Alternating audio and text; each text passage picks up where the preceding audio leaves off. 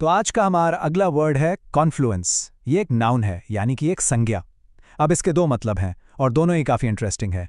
पहला मतलब तो बिल्कुल सिंपल है, दो नदियों का संगम, यानी वो जगह जहां दो नदियां आकर मिलती हैं। और इसका दूसरा मतलब इसी आइडिया से आता है, किसी भी चीज़ का मिलन या एक जगह आकर जुड़ जाना। ये विचार हो सकते हैं, लोग हो सकते हैं, या अलग अलग कल्चर्स भी हो सकते हैं। चलिए, इसका सबसे कॉमन यूज एक सेंटेंस में देखते हैं।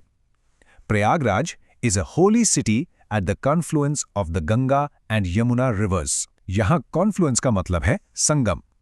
मतलब प्रयागराज एक पवित्र शहर है जो गंगा और यमुना नदियों के संगम पर स्थित है। बिल्कुल क्लियर है ना? दो नदियां मिल रही हैं। अब देखते हैं कि इस वर्ड को हम और कहाँ यूज कर सकते हैं।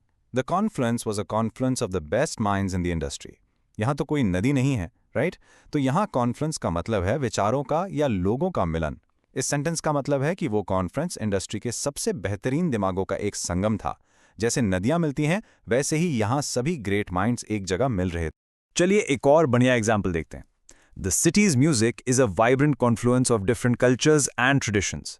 इसका मतलब है कि उस शहर का संगीत अलग अलग संस्कृतियों और परंपराओं का एक जीता जागता मिलन है। यहाँ पर अलग अलग कल्चर्स मिलकर कुछ नया और खूबसूरत बना रहे हैं, बिल्कुल दो नदियों के मिलन की तरह। आप एक रियल वर्ल्ड एग्जाम्पल जो आपको शायद न्यूज में सुनने को मिले। The new policy is a result of a Confluence of public demand and political will. देखिए, इसका मतलब है कि ये नई पॉलिसी दो चीजों के एक साथ आने से बनी है।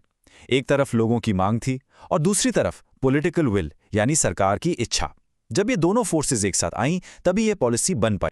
अब इस वर्ड को और अच्छे से समझने के लिए आइए देखते हैं इसके सिनोनिम्स, यानी इसके जैसे ही मीनिंग वाले वर्ड्स। ये हैं मीटिंग, जंक्शन, कन्वर्जेंस और यूनियन। इन सब का मतलब मिलना या जुड़ना होता है।